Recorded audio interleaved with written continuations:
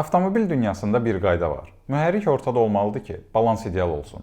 Amma bir maşın var ki, mühərriki arxada saxladı, forması demək olar dəyişmədi və buna baxmayaraq 60 ildən çoxdur bütün idman avtomobilləri üçün ölçü vahididir.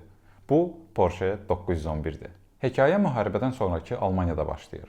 Ferdinand Porsche və oğlu Ferri artıq 356 modelini istehsal edirdilər. Yüngül kuzov, arxada yerləşən hava ilə soyudulan H6 mühərrik və sürücünü mərkəzə qoyan idarəetmə fəlsəfəsi. Bu yanaşma təsadüfi deyildi.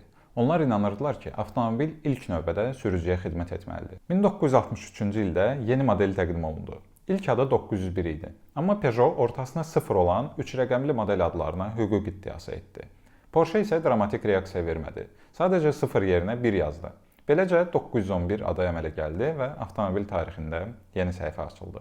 İlk 911 130 at gücü hasil edirdi. Çox da güclü görünməyə bilər. Üstəlik mühərrik arxada olduğu üçün maşın sürətli döngələrdə biraz sürüşməyə meyilli idi. Amma sükanın verdiyi hiss, qaz pedalına toxunan kimi gələn reaksiya və maşınla sürücü arasındakı mexaniki əlaqə o qədər saf idi ki, 911 bir anda fərqləndi. Hətta arxada 2 kiçik oturacaq da var idi. Yəni bu həm idman, həm də gündəlik istifadə üçün nəzərdə tutulmuş avtomobil idi. 1966-cı ildə 911S təqdim olundu. Daha çox güc, daha çox sürət. 1973-cü ildə isə Carrera RS gəldi. 2.7 litrlik mühərrik, 210 at gücü və arxada əfsanəvi ducktail spoiler. Bu model artıq açıq şəkildə yarış üçün doğulduğunu göstərirdi. Yüngül, sərt və fokuslanmış. 1975-ci ildə 911 turbo, daxili kodu 930 ortaya çıxdı. Turbo gecikməsi, qəfil partlayan güc və 260 at gücü ilə o dövrün ən sürətli Alman avtomobillərinə çevrildi. İdman etmək üçün çətin idi, bağışlamırdı. Amma məhz bu xam xarakter 911-in reputasiyasını formalaşdırdı. 1989-cu ildə 964 nəsli gəldi. Daha müasir askı, ilk dəfə tam ötürücü sistemi. Amma mühərrik yenə arxada, yenə H6. Porsche əsas prinsipi dəyişmirdi, təkamül edirdi. 1995-ci ildə 993 təqdim olundu və bir çoxları üçün klassik hava ilə soyudulan 911-in zirvəsi oldu. Twin turbo ilə 400 at gücünə çatdı və Ferrari'lərlə eyni səviyyədə yarışdı. Amma yenə V8 yox, H6.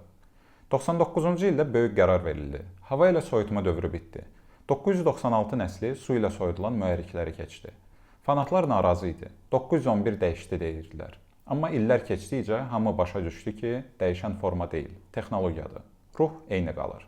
Sonrakı illərdə GT3, GT2 və RS versiyaları ilə 911 həm tras üçün alətə, həm də gündəlik istifadə edilə bilən avtomobilinə çevrildi.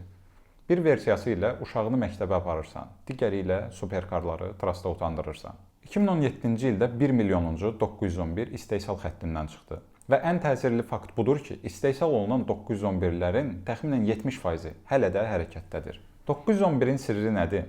O, heç vaxt özünü tamamilə yenidən icad etmədi. Silueti qorudu, mühərriki arxada saxladı.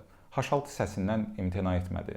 Çünki 911 sübut etdi ki, əfsanə olmaq üçün hər dəfə sıfırdan başlamağa ehtiyac yoxdur.